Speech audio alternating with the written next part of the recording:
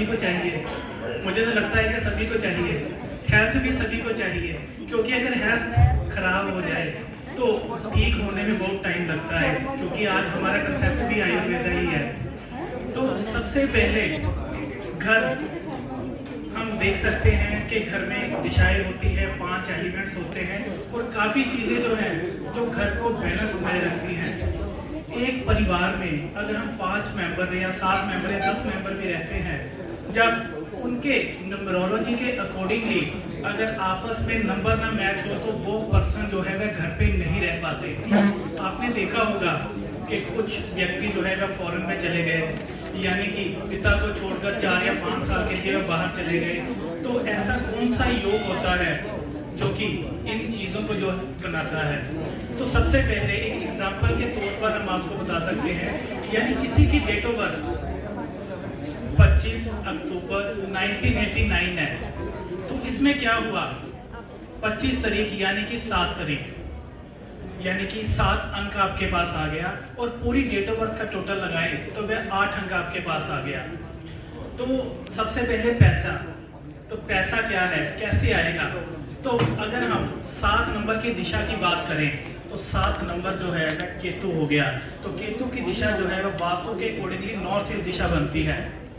तो हम उस घर में कौन सी ऐसी चीज करेंगे कि वास्तु जो है या वो रेमेडी जो है वह ट्रिगर कर जाए? तो आप जब भी वास्तु की रेमेडी नॉर्थ ईस्ट में सबसे पहले लगाएंगे तो उस जातक को 1 हफ्ते के अंदर जो है वह रिजल्ट आ जाता है। आपने देखा होगा या वास्तु विजिट कहीं पे किया होगा तो क्या करते हैं कि साउथ वेस्ट में आप ये लगा दीजिए, यानी कि लव बर्ड्स का जोड़ा लगा दीजिए, वेस्ट में आप जो है बिले सीन लगा दीजिए। तो ऐसे हम सारी रेमेडीज कर लेते हैं, परंतु हमको ये नहीं पता चलता कि किस जगह पर बटन दबाने से लाइट ऑन होगी। तो लाइट इस तरीके से ऑन होगी, जो भी आपकी डेट ऑफ बर्थ है उसकी दिशा, जैसे कि अगर आपकी डेट ऑफ बर्थ का टोटल करके 1 बनता है तो 1 क्या हो गया, यानी कि सन। तो सन की दिशा क्या हुई, ईस्ट दिशा। तो अगर आप ईस्ट दिशा में अशोका स्तंभ लगाते हैं तो वह अवश्य ही काम करेगा। आपके रिलेशंस जो है वह बड़े से बड़े व्यक्तियों के साथ जो है वह बनने शुरू हो जाएंगे। तो सबसे पहले आपने उस दिशा को जो है वह ट्रिगर करना है। अगर आप कोई और भी रेमेडीज करते हैं तो उससे आपको जल्दी फर्क नहीं पड़ेगा।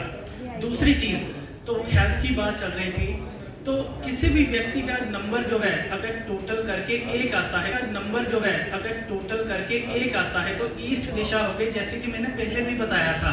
तो ईस्ट दिशा में अगर ऐसा व्यक्ति सोता है या वहां पे उस घर का मेन एंट्रेंस जो है वह ईस्ट दिशा की होती है, तो ऐसे में वह व्यक्ति जो है वह हेल्दी रहेगा।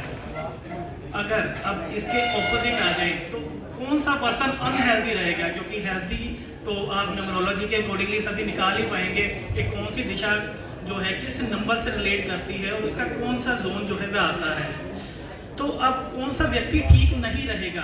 तो 1 नंबर जो है वह सूर्य का ईस्ट दिशा हो गई, उसके ऑपोजिट जो है वह पश्चिम दिशा पड़ती है।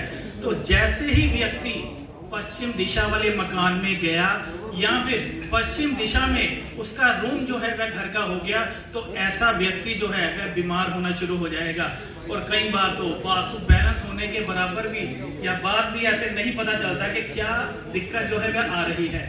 तो सबसे पहले हम यही रेमेडी सजेस्ट करते हैं कि ऐसे व्यक्ति को वेस्ट दिशा वाले एंट्रेंस से या वह उसका कमरा जो है वह वेस्ट दिशा में हो तो उसको बाहर जो है वह निकाल दें। ये तो था कि वास्तु को न्यूमरोलॉजी के साथ कैसे ठीक किया जाए, कैसे रेमेडी जो है वह ट्रिगर की जाए जिससे कि आपको अच्छा रिजल्ट प्राप्त हो सके। तो कई बार जैसे मैंने लाल किताब में भी पढ़ा है, क्योंकि लाल किताब के भी यहाँ पर बहुत अच्छे विद्वान हैं जिनसे काफ़ी चीज़ें जो है वह सीखने को मिली है। तो किताबों में, लाल किताब में एक ऐसा जिक्र आता है कि आप ढलते सूरज को भी जल दे सकते हो। तो ये कौन सा योग होता है कि आप ढलते सूरज को जल देने से भी आपको लाभ होगा? तो किताब में मंगल शनि में लिखा हुआ है, ढलते सूरज की लाली शान बुढ़ापे बढ़ता हो, शान बुढ़ापे जो है वह तरक्की करता हो, यानी कि सुख और आराम पाए। तो अगर आप शाम के समय सूर्य को 15 दिन लगातार अगर जल देते हो और आपकी कुंडली में मंगल शनि जो है वह अच्छी पोजीशन में बैठा हुआ है, तो ये रेमेडी जो है ये आपको बहुत अच्छा रिजल्ट देगी। इसके उलट अगर लगाए चढ़ते सूरज की लाली जवानी में सुख और आराम पाए, तो ऐसा भी कुंडली में लिखा हुआ है कि सूरज मंगल का योग, यानी कि ऐसा व्यक्ति जो है वह जवानी में सुख और आराम पाएगा, यानी कि तरक्की की तरफ जाएगा। तो ऐसे पर्सन को जो है वह उगते सूरज को जो है वह जल देना चाहिए। जैसे कि अभी गोचर की बात भी चल रही थी कि गोचर में जो ग्रह हैं वह अलग अलग राशियों में जो है वह ट्रांजिट कर चुके हैं।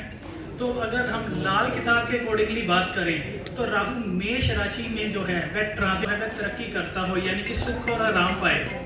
तो अगर आप शाम के समय सूर्य को 15 दिन लगातार अगर जल देते हो और आपकी कुंडली में मंगल शनि जो है वह अच्छी पोजीशन में बैठा हुआ है, तो ये रेमेडी जो है ये आपको बहुत अच्छा रिजल्ट देगी।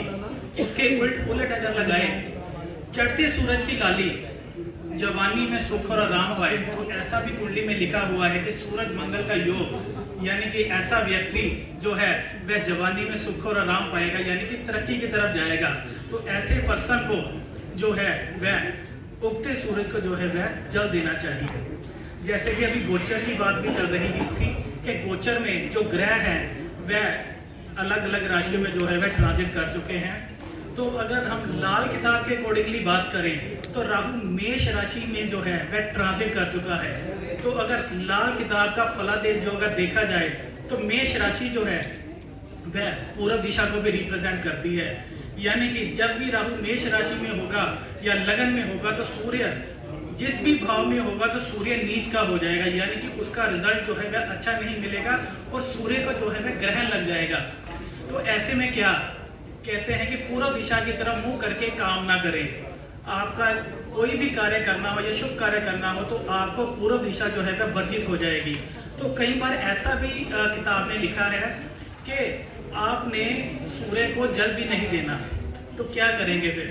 सूर्य को जल कैसे दिया जाए, क्योंकि उपाय तो करना है, या जिनकी रूटीन बनी हुई है तो वो कैसे करेंगे। तो उसके लिए भी आपको जो है मैं टिप देने जा रहा हूँ। तो उसमें क्या होगा, राहु का भूचाल जो है वह चंद्रमा से जो है वह शांत हो जाता है। तो आपने पानी में थोड़ा सा दूध डाल के, यानी कि जैसे हम कच्ची लस्सी भी बोलते हैं, अगर उससे आप सूर्य को जल देते हैं तो राहुदेव जो है वह कंट्रोल में आ जाते हैं। तो राहुदेव मेष राशि में एक और चीज भी कही गई है कि मस्त हाथी जो अपने ही तान पर चलता हो, यानी कि उसको ये नहीं पता चलता कि मेरे आगे कोई छोटा बंदा है या बड़ा बंदा है या बड़ा पर्सन है, तो वो बात करने की तमीज भूल जाता है।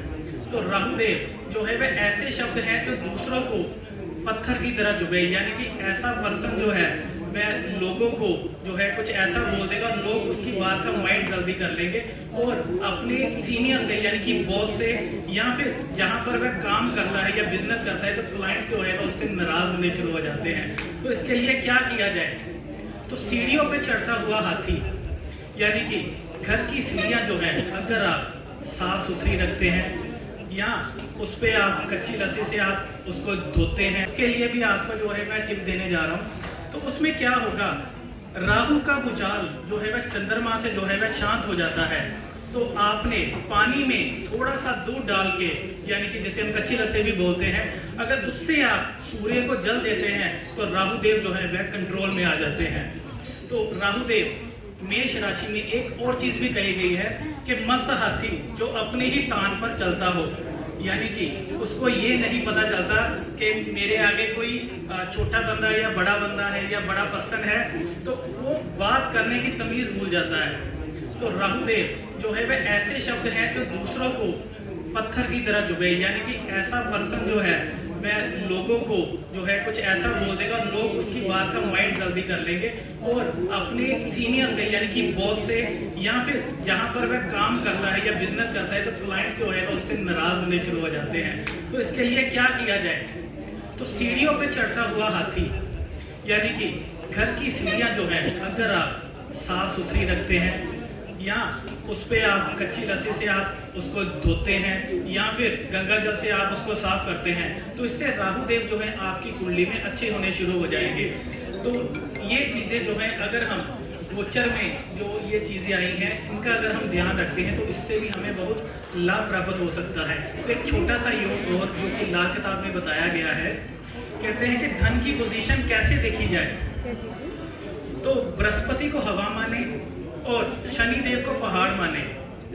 तो क्या होगा, बृहस्पति देव पहले घरों में और शनि देव बाद के घरों में। तो बृहस्पति की हवा जब भी उड़ेगी और पहाड़ से टकराकर और सोने की वर्षा करेगी, यानी ऐसी वर्षा जो कि कीमती वर्षा हो, तो इन चीज़ों का ध्यान जो है ये भी कुंडली में देखना बहुत अधिक जरूरी है। अगर हम छोटी छोटी चीज़ों का ध्यान रखेंगे तो हमें ये रिजल्ट जो है ये काफ़ी अच्छे आएंगे। तो लाल किताब में एक चीज़ और बताना चाहूँगा कि रत्नों की क्या महिमा है। तो अगर हम लाल किताब पढ़ेंगे तो उन्होंने यही चीज़ बताई हुई कि 11वें घर में जो है वह रत्न लिखे हुए हैं। अगर आप 3 में किताब पढ़ेंगे तो 11th हाउस पे प्रत्येक मेटल और प्रत्येक जो रत्न है उसका उन्होंने बताया हुआ है। तो 11वें घर को कैसे स्ट्रॉन्ग किया जाए जिससे कि इनकम आती है और तीसरे घर से माया जो है वह खर्च हो जाती है, ये लाल किताब का नियम है। तो अगर आपकी कुंडली में किसी भी तरह से 11वां भाव जो है वह डिस्टर्ब है तो 11वें भाव को अच्छा करना बहुत ही ज़्यादा ज़रूरी है। तो यही छोटी छोटी चीज़ों का अगर आप ध्यान रखते हैं तो माता रानी आपकी सारी इच्छाएं जो हैं वह पूर्ण करेंगी। बस यही चीज़ें जो थी जो आपके साथ शेयर करना चाहता था। तो